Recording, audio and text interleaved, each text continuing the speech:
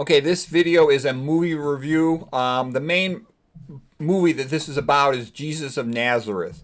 I think it's the best of the Jesus life movies. It's about 6 hours long. The things that make it great are, first of all, it was directed by Franco Zeffirelli. Franco Zeffirelli is an Italian.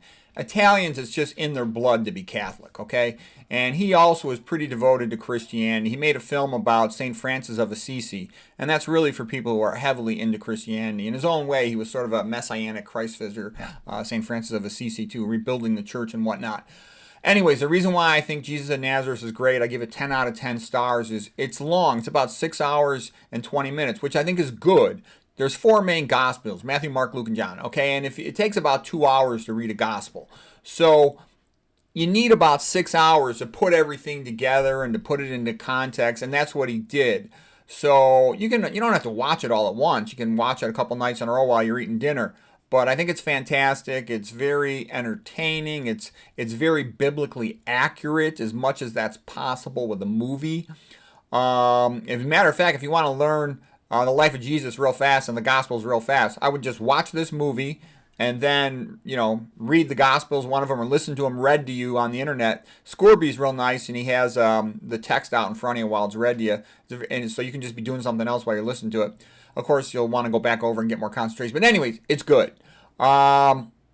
I really like Zeffirelli. This guy, Robert Powell, was great as Jesus. That's him. He totally looks like, the sort of iconic picture. Jesus is the icon, the picture of the living God, the physical embodiment versus the spiritual, invisible God, if you will. Another thing, let's see.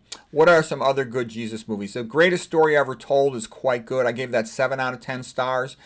The filming is magnificent. It's just beautiful. I mean, if you want images of the life of Christ, that's the one to go to. Its images are just stunning how beautiful they are. And it's reasonably good. To make it 3 hours long, they had to cram a lot of stuff together, kind of tight.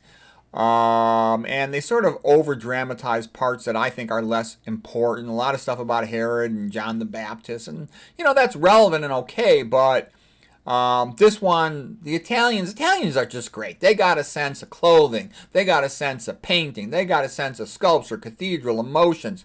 They just got it together in Christianity. They're awesome. Okay, so anyways, The Passion of Christ. That one's by Mel Gibson. I gave that one probably about 6 out of 10 stars. Why do I say that? It was a whole 2 hours just focused on the Passion, which is basically mostly all about the crucifixion. Christ got a bad deal, okay? He was treated very unfairly. And it certainly is dramatically emotional. I mean, it's directed by Mel Gibson, starring Jim Caviezel. I didn't know I spelled his name wrong. I forgot.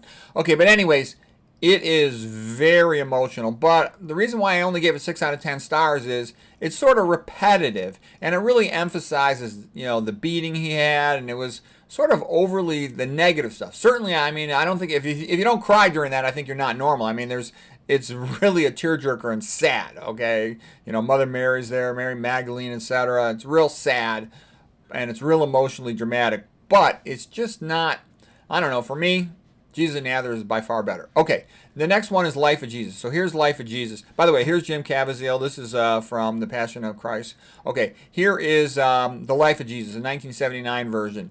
And this guy was good. I don't even know his name. It was good. If these other ones didn't exist, it would be this. I would like this even more. But once you got this available, this is kind of so-so. And again, it crams everything into 2 hours. So it is pretty good, just not quite what Jesus of Nazareth is, which is extraordinary. Okay, so, and I even believe, by the way, that I think there's a lot of mistranslation issues with the Bible. There's so many different versions of it that I think the most important stuff is just, basically you got your 10 commandments, you got Christ's commandments too at the Last Supper, love each other, treat others as you would like to be treated. All that stuff just makes the world a better place. And aesthetically, when you study Christianity, you keep on seeing more of these good things. Learn to forgive people, be nice. He had the woman caught in adultery.